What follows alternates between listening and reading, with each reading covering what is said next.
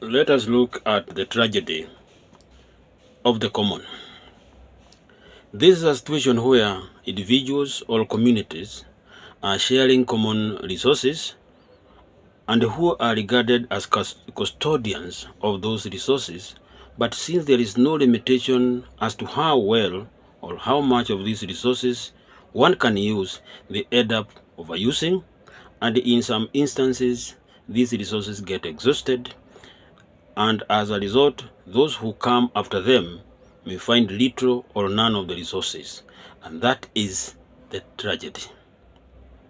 These resources include water, forests, wildlife, roads, marine or aquatic lives, which leads to air pollution, renewable and non-renewable natural resources, e.g. minerals, grazing land, and so forth. Tragedy is the user is selfish and not responsible enough to think of other generations in future. So the resources become exhausted or mismanaged such that the conservation becomes an alien concept. The effects of this includes deforestation, overfishing, water pollution, where there are disposals of industrial wastes to water catchment areas and also endangering aquatic lives.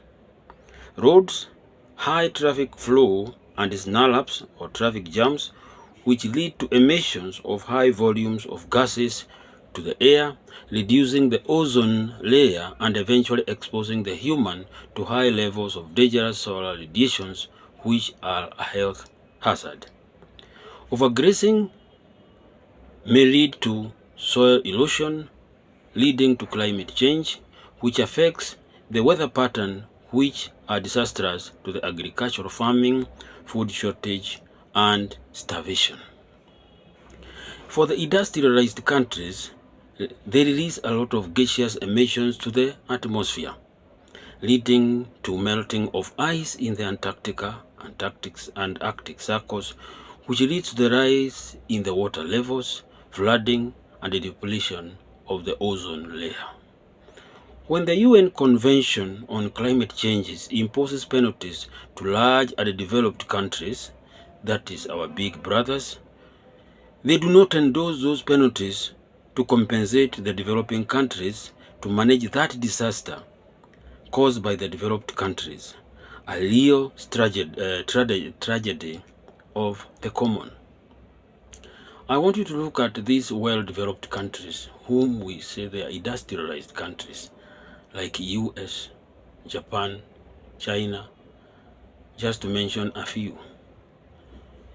As a result of their industrialization, they cause a lot of pollution, both in the air and also in the water.